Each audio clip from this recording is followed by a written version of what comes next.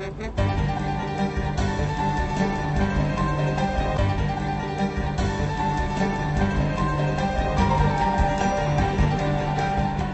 love how you use your hands in this moment, in the scene with Nicholas. You do not. You use them in a much more subtle way.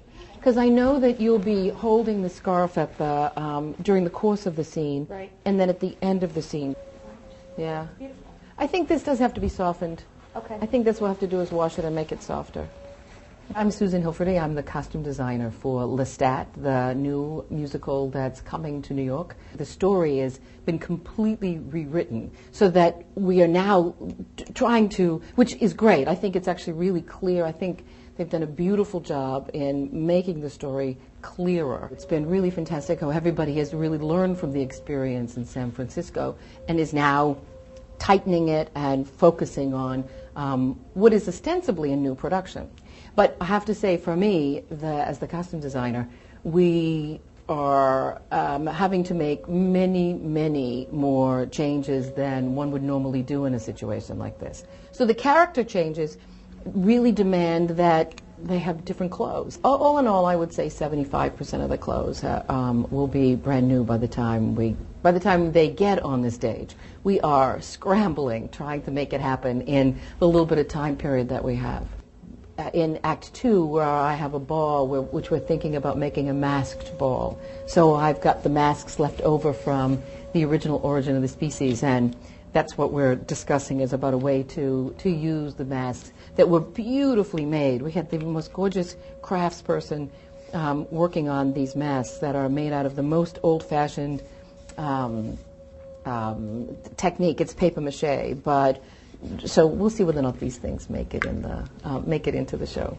The interesting thing about being a costume designer in this world of technology, which is we're really doing the same thing that people have been doing for centuries, which is the fabric is woven. Now it's woven by machine, but it's woven fabric. It's dyed, usually using things that come from the earth.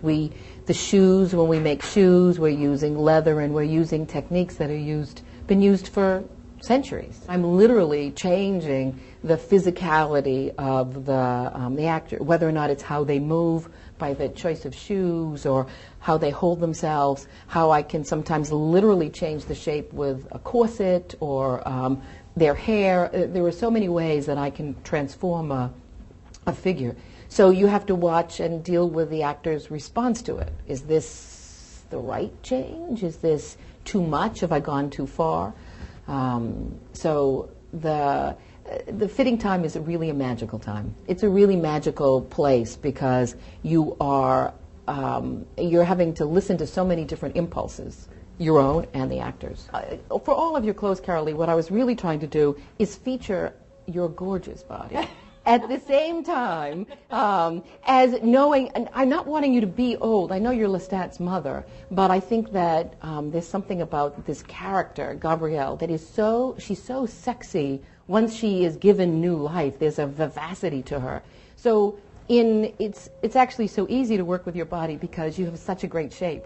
An actor, they spend the whole rehearsal period trying something on. They'll try whether or not it's the way they move or whether or not it's an accent or the way they read a speech. So they have to have the opportunity to try it and say, is this right?